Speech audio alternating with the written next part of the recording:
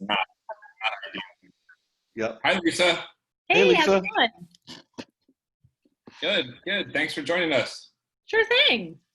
What is the difference between the blue copy and the red copy of Noble Purpose? Oh, they're different. They're actually different books. They are. I can't tell. Okay. One is Selling with Noble Purpose and one's Leading with Noble Purpose. Oh, I didn't know about the Leading with Noble Purpose. Yeah. No offense, but I think I like that one better already. Well, we can talk about whatever you want. It's your show. That's hilarious. I will tell you the selling one is a little more differentiated because a It lot is? of people talk about purpose and leadership and not that many people talk about it in sales. That's true. That's very true. I'll give you that. I can't believe I have to talk to two people from Georgia at the same time. It's all right. It seems Richard, like you're from Georgia? Yes, I grew up in Macon, Oh my, where do you live now? California. Oh, okay. Well, I grew up in Washington, D.C., so. Okay. So, where are you are you in the Atlanta area? I'm outside Atlanta. Are you familiar with Lake Oconee? Uh-huh. That's Yeah, where I yeah. live. So Yeah. I went to summer camp in North Georgia, so I'm Oh, okay. very familiar with Oconee. And then isn't there the Oconee River for whitewater rafting, if I Mhm. remember? So I went Yeah, down that, and that's the one where they pull all the water out to put in the yeah. dam overnight, right? So yeah, very familiar. Lake Oconee is actually out on the east side of Atlanta. Okay, so that's It's different. near Okay. Augusta. It's where Reynolds Golf Course, if you're a big golfer, they have a golf Yep. course there. I actually lived in Macon for 2 years of my youth. My parents had some friends in Macon and some business acquaintances, and my dad went down to be the vice president of the People's Bank in Macon, Georgia, Or the People's Bank. in like 1969, 1970. And I think that's the 2 years in Macon is I think when my parents discovered they were liberals. Not anymore. Trust me. Yeah. No, no. They, There's a Baptist church on every corner, and if yeah. there's not one on one side, there's one on the other. That's Yeah, about all. they moved down to Macon, and my mom was like a world-traveled, educated woman in 1970 in Macon, Georgia, and she said, "I don't think so, honey. We got to go back to Washington, D.C." That's funny. She was, yeah. Come on, Richard, where's yours? I don't read books. You know that. Well, and we just launched a new version of it, but Oh, there's cool. so you got the gist. All right. Absolutely. Let's go. We don't do these shows scripted at all, as we may Great. have mentioned. We just wing it, have a conversation, take the conversation whatever direction, it kind of goes. If there's something that's off limits, like we don't want to talk about, I don't know, politics or COVID or something like that, let us know and we'll stay away from it. If there's something you specifically do want to talk about, let us know and we'll find a way to weave that in. And at the very end of the call, we always say, hey, how can we be helpful to you? Is there, any questions you want to ask us, or is there, some cause that you're behind that you want to shout out or something like that? So just keep that in the back of your mind. Okay, perfect. And so nothing is off limits. I think the thing that to me would be the most interesting is like this moment in time that we're in business is very Yeah, we're having a lot of those conversations, and I think too, yeah. your noble purpose of sales or leadership, I think it'll be a good place to get to. But with that being said, I think we're ready. You ready, Scott? How long do you want to go for? About We usually go 45-ish minutes. 45 minutes. So Got it. I have a hard stop at 5 Central. I got to take my kid to practice. So Okay. All right, Scott, you gonna go for it? Because I'm trying to turn off my dingers. Oh, you want me to do the intro? Is that what you're saying? Yes, and Okay. mention our sponsors. So. Oh yeah, this is the first one with. See how professional we are, Lisa? I'm impressed. Yeah, it's shocking that people listen to our show at all, but I think They do. how ridiculous we are is part of the appeal, apparently. I agree. All right, Hey, everybody. Welcome to another edition of the Surf and Sales podcast. I'm Scott Leese here with my good friend, Richard Harris. And we are joined today by one of my favorite authors who I just found out has another book and another edition of her super famous book, Selling with Noble Purpose, as well as Leading with Noble Purpose. Lisa, how do I say this, Lisa? McCleod? McCleod. McCleod. I got it. I did it. We are super excited to talk to you today about kind of the state of business and selling in this bizarro world that we're in. But real quick, want to give a shout out to our sponsors of the show for the month of September. We are sponsored this month for the first time by Gong.io. Super excited to be partnered with them. If you have a team and you're looking for sales coaching help, check out their software and their platform. We're big fans of theirs. And Lead 411, who's been a sponsor of ours for a few months now. If you're looking for intent data, they're the place to go. Check them out, lead411.com. So without further ado, Lisa, thanks for joining us. Well, it's a pleasure to be with you. Yeah. So I was teasing you earlier and Richard a little bit that I feel like I'm always outnumbered. I'm either talking to two people who went to U of A or I'm talking to two people who are from Georgia. Like I can't get away from this dynamic where I'm outnumbered, Richard. So I need all the help I can get, Scott. That's why. So you're a tough nut to crack. So, I got to do my best and bring my A game. And if I can't, well, Scott, as you know, I like to bring my B plus game because that's good enough for you. And then I bring others to help bring the A game. B plus A That's minus. my job. I got to bring the A game. Got it. Yeah. Memo to self. I'm on it. Yeah. All right, Lisa, tell everybody what you do and what you've been doing in your background, like where your sales expertise is, so people have some context for share with us. So about 10 years ago, I noticed something. This will best describe both who I am and the work that I do. About 10 years ago, I was doing a study with a client. We were assessing their sales team, and we were trying to identify what made the top performers the top performers. If you've been in sales any amount of time, you know the difference between a poor performer and a good performer. Super easy to spot. We know the difference. But what about that rarefied air at the top? What differentiates those performers? And so I'm a sales consultant. I'm a former VP of sales myself. And my team and I were doing a study. And what we identified was that the mental talk track of these top performers was completely different. They were what we came to call noble purpose sellers who truly wanted to make a difference in the lives of their customers.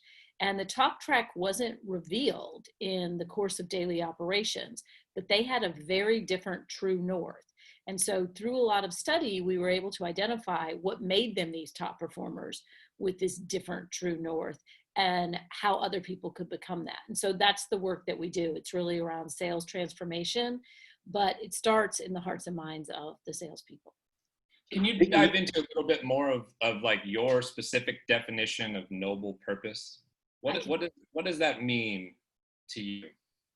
So when we work with organizations, the default of most sales organizations, if you ask a salesperson, what's the purpose of your job or why are you here? They'll say, I'm here to close it. I'm here to win deals. That's my purpose. And that sounds good in theory, and you will have a decent business better than showing up and saying, I just want to collect my paycheck. I don't care about anything. You'll be a pretty good organization if you're clear about your financial targets. But what we discovered was these noble purpose sellers have a purpose bigger than money, and we've been able to translate that organizationally. So I'll give you an example. We work with a bank, and their what we call noble sales purpose is we fuel prosperity. So when a salesperson goes into a call, they're not thinking about how can I get this loan? How can I close this deal? They're thinking, what does prosperity mean for this client? How can I help them with that? It totally reorients the organization. And that company had a 40% increase in earnings as a result. And the reason that this is so important is it's counterintuitive. It's much like if I went into all my relationships hoping that people would love me, I'm going to be this grasping, needy person. But if I go into my relationships wanting other people to feel loved, I'm going to create better relationships. The same thing happens in sales. You mean they don't all love me? Scott, I'm Well, I'm shocked. sure they do for you. Maybe now, Richard, because you're so evolved.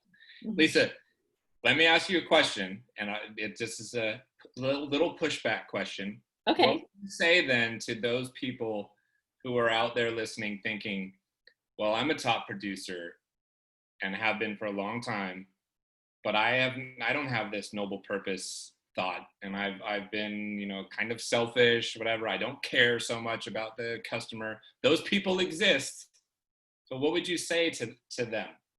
So I would say a couple of things. First of all, the research tells us they exist in very small numbers. People who have sustained top performance, who think, I care about myself. I'm the money guy. These customers, I don't care about them. The numbers tell us that that's not sustainable. The other thing that we've discovered is people tend to create a false dichotomy. Well, I care about the money. A lot of people, including me, went into sales because we care about the money. But over time, we evolved to care about the customers. So that's the other thing I would say. If in fact they are that person who says, I only care about the money, what I would say is, in the current environment, I hope you saved a lot of it, that money that you made, because customers are going to get your number real fast, my friend. and there's this little thing called reputation and the internet and customer retention. Yep. It's not a sustainable model. Yeah, different world now. Things are evolving from Yeah. there. Yeah, and I don't want to minimize the importance of money. You need to be able to generate revenue. You need to be able to provide for your family. It's not a sin to want a nice lifestyle for yourself. What we know is if you go into sales calls thinking, I got to close this deal, I got to close this deal, you will give off that vibe and it will be very transactional. But if you go into sales calls thinking, I need to create a win for the customer, you'll be differentiated. And there's a lot of things that organizations can do to make it that second mindset. Does that mean that that salesperson has to really love what they sell? Right? Like I sold educational software for years, probably old enough to sell it when Scott was in school, and responsible for his education. But there was something noble about that. There was something altruistic of, like, I'm selling to the K-12 market. I am teaching kids how to read. I am teaching them how to type or math or those things. Does the rep have to have that level of passion for what the product or service is in order to have that nobility, or can they fake it till they make it kind of thing? So the short answer is they don't have to have that passion for the product, but we want to cultivate that passion for the impact. So my guys that sell for a bank, I mean, come on, a bank's kind of a bank, there's not much difference. What they need to have is passion for the impact they can have on customers. We work with all kinds of people that sell things that aren't particularly sexy. I mean, we work with a concrete company, okay? That is like one of the least sexy things around. But the whole world is built on concrete. You can't live your life without it.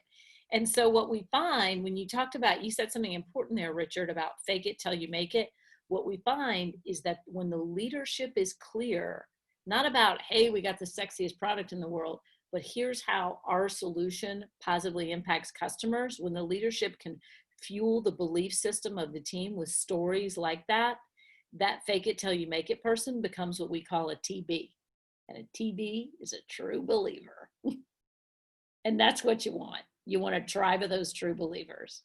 Yeah, there's also something hypnotic about the way you say all this stuff, Lisa. I mean, you've been doing it a while. It's very you're good. Like, it's Okay. nice. Like, I'm sitting here absorbing it. I'm a I want to TB. back. What can I say? Yeah, I want to go way back. Were you always competitive growing up? Were you, always the kid in the neighborhood who had a lemonade stand, or did any of those kinds of things? Oh, yeah. So what it's taken me, I'm going to confess, I'm over 50. And it's taken me the half a century to bring these two sides of my life together. One is this fiercely competitive. I remember my first job, they were saying some sales contest, and I looked my boss in the eye and I said, "You can tell me it was a freaking toothpick was the prize, and I'd crush these idiots over here." So, I mean, Love that so so much. so I got to tell you a story about that, but I'll answer the question first. So what this finally did for me was I felt like there were these two competing forces in my soul my whole life. And one is this super competitive, I want to win, I want to be the best. That's why I went into sales. And the other, candidly, is, like I'm a mother. I'm a person who wants to do well in the world. And it's taken me the better part of my life to finally see that those two things were actually not in conflict. And then a lot of research ended up proving that was true. That those two sides, that fiercely competitive side and that want to do right, that when you can bring those together in an individual person or in an organization, you harness a power to be reckoned with. That's how you change your industry. That's how you win the market. That's how you create those TVs. Are you willing to go there and tell us, these are the two things I tried to keep separate, and you know what? Here's what happened when I allowed them to merge. Is there something that's happened in your life where you were like, yep, this is the right path forward? Yeah, there is. So I had that study that I mentioned, but that was the intellectual understanding. I had to get the true emotional understanding, and it happened a decade ago. So I'll tell you, when you don't need the money, it's really easy to be all nicey nice and say, I want to do the right thing. But when you're broke, it's a lot harder. And 10 years ago, I was broke. So it was during the recession, and my husband had a small manufacturing business that went belly up. I say my husband, it was my husband and I, because if you're married, that's you too. And so I had my nicey nice little life, and I was speaking and consulting. But to be candid, I wasn't desperate for money. I liked money, but I wasn't desperate. Well, you take a bankruptcy and you got two kids that are about to go into college, you get pretty damn desperate for money. And I remember I'd had this intellectual understanding because I had just completed that sales study. And so I knew if I go out there, I'm a good salesperson. I can sell consulting services and I can be aggressive right in there with the rest of them. And I thought, I'm going to have some level of success. But is that who I want to be? Is that who I want to become? This transactional, money-driven person? Do I want my whole life organized around money? I thought, no. And here I have evidence that this doesn't work in a big way anyway. It's only going to give you a moderate level of success, and it's not going to be lasting. So that for me was the moment when I had to say, get serious about this. But what did you change? What kind of, aside from the mindset, Mm-hmm. right? What kind of things did you start doing differently, saying differently, Mm-hmm. as you recall it? Yeah, so the mindset is the key, but then I'll tell you how that translates out. So for me, we decided that our purpose as a consulting firm was help leaders drive revenue, do work that makes them proud. Those two things together, the money and the meaning. And so what I started doing was even my discovery calls became different. So normally I would ask about, how's your sales team performing? How do you want them to perform differently? I started asking about, like, what impact would that have on you personally? How do you think your customers are experiencing the emotional tone of your sales team? How is your sales team experiencing their life? Like, I had to kind of slow down a little bit and start asking those more robust, deeper questions. And through it, I learned a lot. I learned that a lot of people hate their jobs. There's one thing I learned. And so through that, I had to say, I'm going to hold myself to this standard of, I am going to help these people make more money. And I'm also going to help people have a higher level of purpose and happiness and meaning and emotional engagement in their work and pride. And so I changed my own metrics, and I wasn't perfect. I'll tell you that. It took a while, but when you change your metric of success and it becomes this sort of dual focus, it changes the questions you ask, it changes the way you do your presentations, it changes everything. Did anybody give you a nudge in this particular direction, or was this just kind of a light bulb moment for you? I had a lot of nudges, and what I find, I can mention a couple of them. What I find is that when you start down the right path, it's like the universe turns around and goes, well, we've been waiting on you, girl. Here you go. And so we had some early success when I was speaking about this before I had written the book, Selling with Noble Purpose. I spoke about it at a couple of conferences, and I had people like hold up their hand and go, and I wasn't, I didn't have it all buttoned up back then. And I had people go, yeah, that thing you were talking about, can you talk to me more about that? And they were those kinds of people who had that same yearning. And so the like minds started coming. I connected really fast with the publisher, a guy named Mark Levy, a thought leader, expert, helped me write the book, counseled me on that. And it just seemed to, like I said, once you start moving in the right direction, not that you don't encounter resistance, but you usually get some affirmations. I feel like the universe throws you a couple of freebies. What was your experience like writing book one and then writing book two, and what advice would you give people out there who are considering doing it? This is mostly a benefit for Richard, who I'm now trying to nudge to write a book himself. So I would give a couple pieces of advice, and I've written several books actually. Those weren't my first books, but I'll tell you, one piece of advice was a game changer, and I can tell the difference between two of my books. The book that I wrote for a select group of people, and by that I mean, when I wrote Selling with Noble Purpose, I took like 7 VPs of sales, a couple mid-level managers, a couple salespeople that I knew, and I wrote their names on my whiteboard. And I wrote that book for them, and I thought about writing it for them.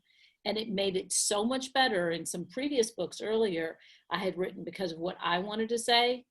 And you're right in the book. It's obviously what you want to say. But I would look at that board, and I would say, and I still remember their names, I had little faces for them. And I still remember thinking, what would Steve Johnson think about this? What would Marva Baylor think about this? What would Stuart Bruce think about this? And those are all real live people. You can search them on LinkedIn. And I thought, how would they be receiving this? What would I tell them in a one-on-one conversation? And if you write with a visual of those people in mind, man, it'll change everything. That's great. And how now do you define success for a particular book? Is it based on the number of copies? Is it based on opportunities that it brings your way? Is it solely for you based on the impact that you find that it has had on others? Some amalgamation of the three, or something I missed? It's an amalgamation. So I'll tell you the thing at the core, when you write a book, writing a book, I'm not going to sugarcoat it, is hard. And it's hard to write a good book. It's hard to get it published. And if you're doing it just because you think you're going to make a bunch of money, go do something else. There's a lot easier ways to do it. That is definitely true. Yeah. And so for me, when I wrote, we have this new edition of Selling with Noble Purpose came out. And it's interesting you asked that question, because I thought a lot about that. And of course, my ego says, I'm going to be on the New York Times bestseller list. I want to be on the Wall Street bestseller list. I mean, that's your ego talking, and she is a formidable creature to be reckoned with. So you gotta let that go. But for me, I know that selling a lot of books actually is an indicator of how many people are going to have a different experience of going to work. And so selling a lot of books is only one indicator, but it is an indicator. The other indicator for me of success is when people say, this changed the way I sell. A bigger indicator for me are when we have companies say our whole sales organization is transformed. And when they start citing numbers, and we've had some of these where we doubled our revenue, our customer retention is off the grid, and our sales turnover is down. Because that tells me people are really enjoying their job. When we start having our clients win Best Place to Work awards and their revenues going up, that tells me we're hitting those two metrics that we wanted to hit. People are experiencing their job in a great way, and they're making more money. Yeah. And what do you do when you get this kind of feedback and you know that you're making impact? Like, what are you doing to create and develop a community or engage with this group of people that is your audience? How are you thinking about that right now? Because micro communities all the rage right right now, right? So I'm curious, how are you participating in this movement of the moment, if you will. Are you in my head? I don't know, maybe. You're in my head. It's because I don't have a great answer, to be honest.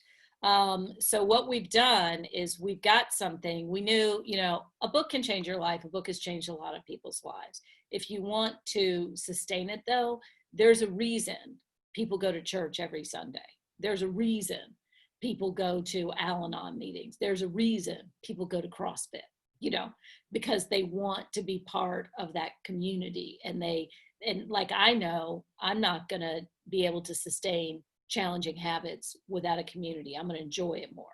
So that is on our radar. What we're doing now is we actually created a mobile platform. It's coming out in 2 weeks, so that people will be able to experience some daily information, a change of habits, so that they can incorporate these ideas into the cadence of daily sales. And then our next step, once we get a certain number of users, is to create community. I can tell you for now what I'm doing is I do a LinkedIn Live every Friday at 1:30, and we do a LinkedIn Work on Purpose newsletter that people can just go on LinkedIn and sign up for. So we're creating community in that way and building our list. Our next step is to have the people in the community interact with each other.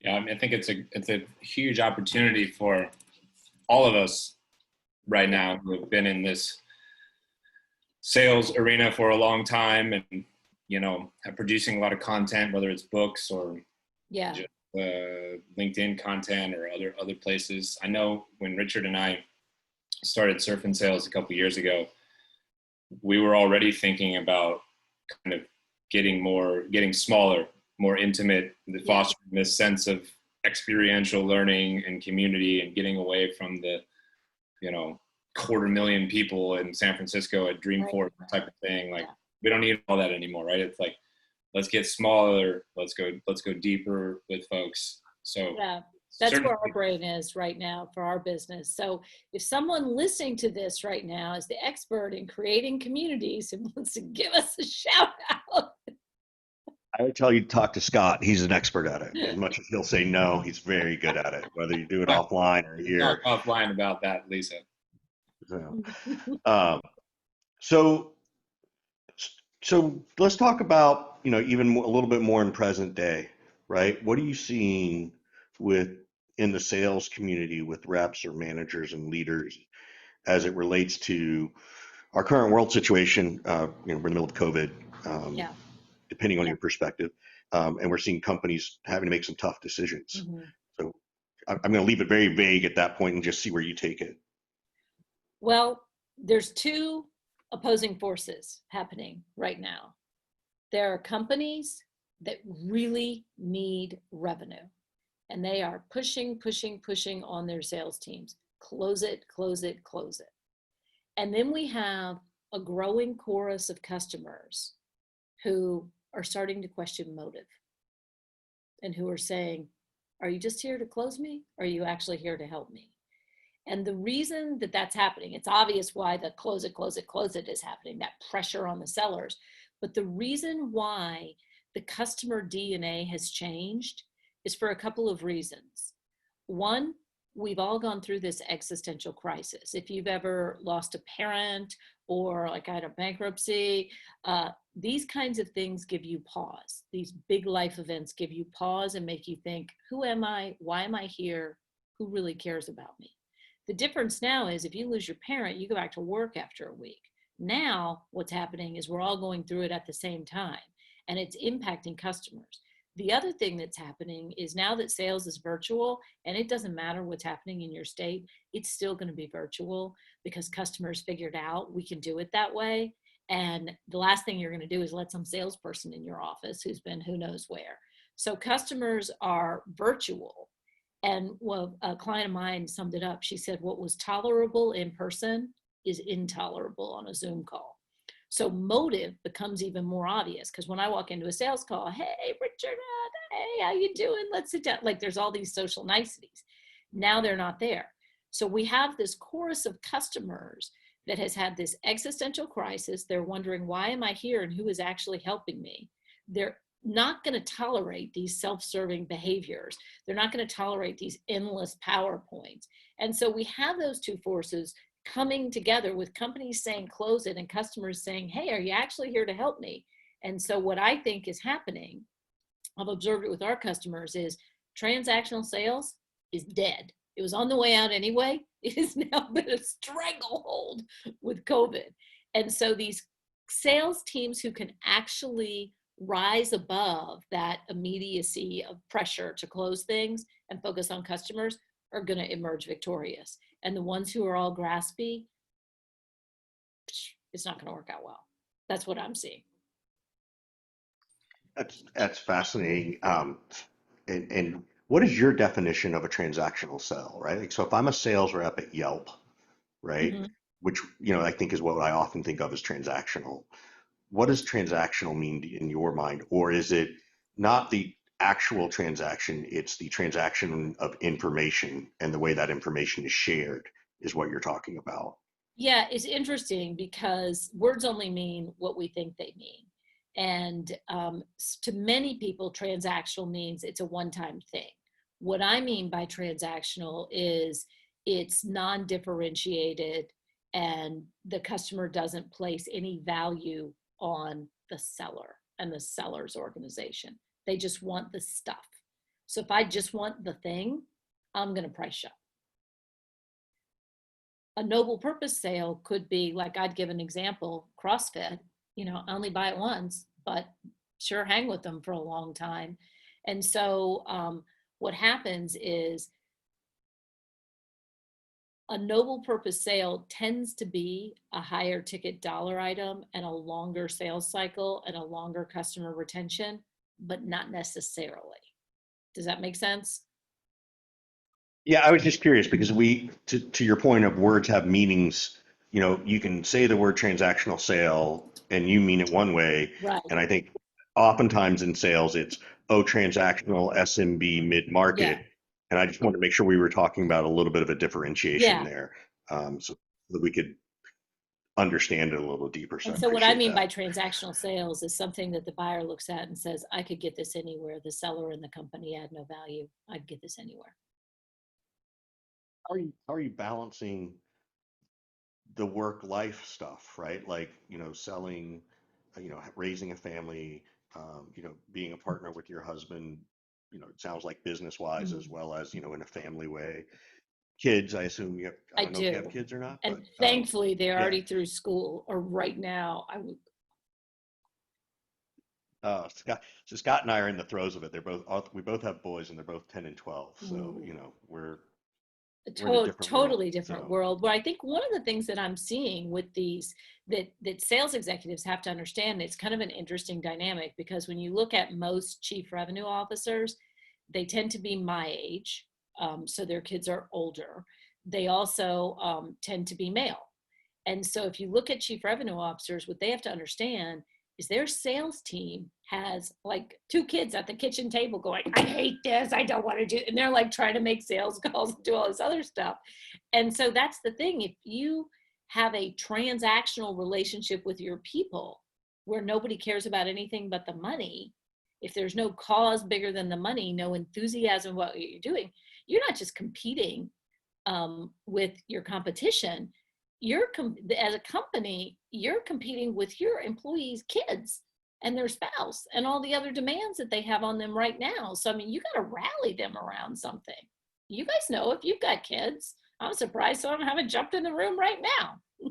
Oh, I already had to step away for one moment. I don't know if you noticed, but yeah, we're in we're in the middle of it right Oh now. yeah. it's funny. I've re- I won't name them because they're actually good friends. There's a company I know that ran a study that says, the whole work from home environment, they're seeing an 84% lift in productivity from their Mm-hmm. team. And I said, well, hold on. Did you measure how many hours their day lasts? Yeah. They're like, what do you mean? I'm like, well, yeah, but if they're working from 7 at night after, or, 8 after the kids go down to 11:30, they're not being more productive. They're being Right. less productive, right? And Right. they were like, oh yeah, we never thought about it that way.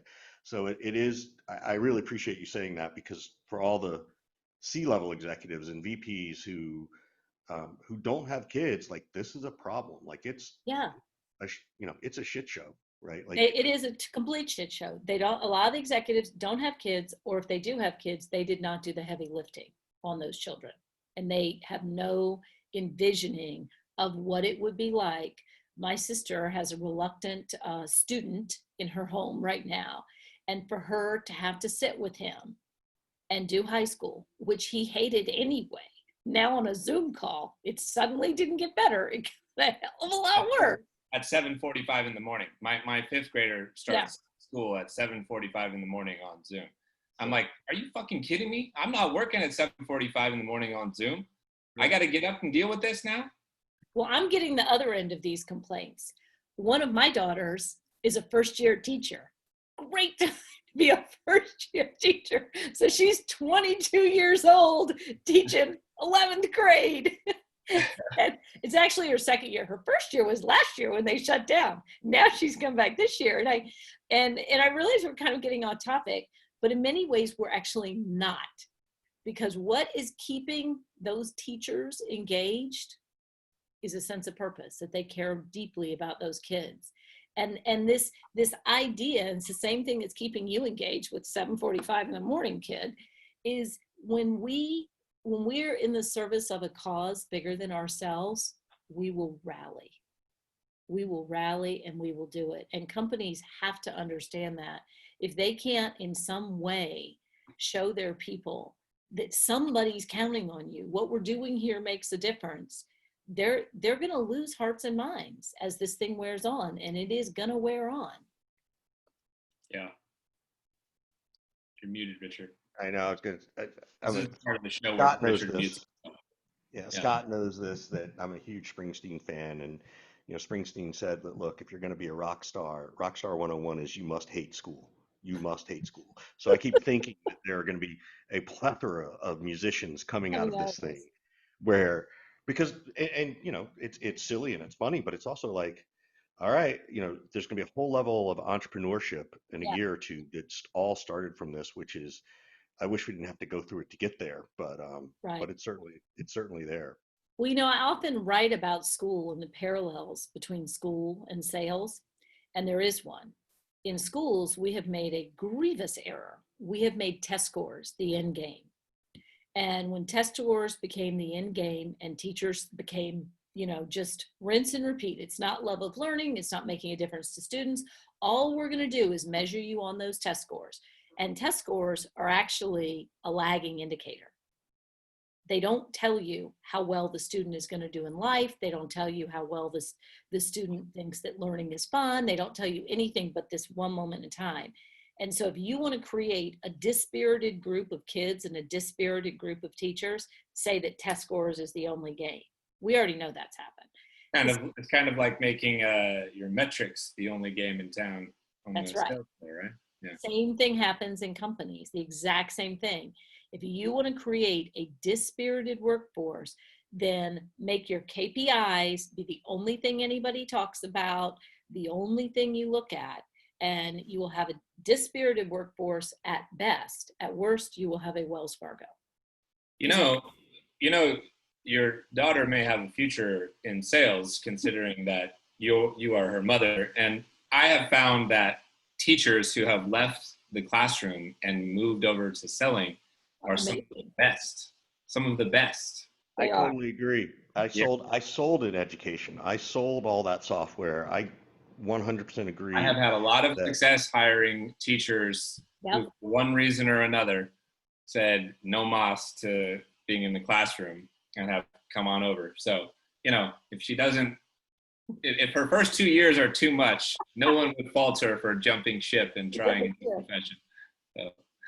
Well, my older daughter actually was an education major, decided to go into advertising. After a little bit in that, got a master's degree in industrial psychology, and she is my business partner.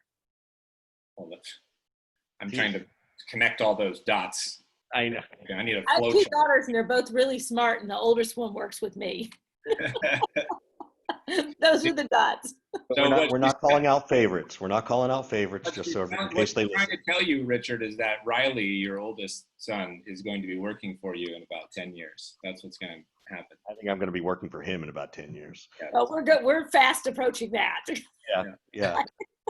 Well, we have to kind of get to the end of the show here and wrap up a little bit, Lisa. This has been a lot of fun. How can we help you? Is there anything that we can, support of yours, or any causes or things that you're working on that you want to kind of shout out?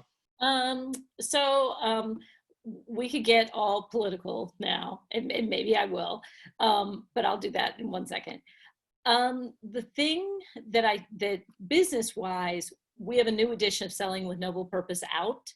And if you just go to our website, /Selling with Noble Purpose, just Google Selling with Noble Purpose, you'll find us. And we've got some free tools where you can do an assessment of your sales team and whatnot. So that would be really helpful from a business perspective. From a personal perspective, I guess the thing that I would ask people to do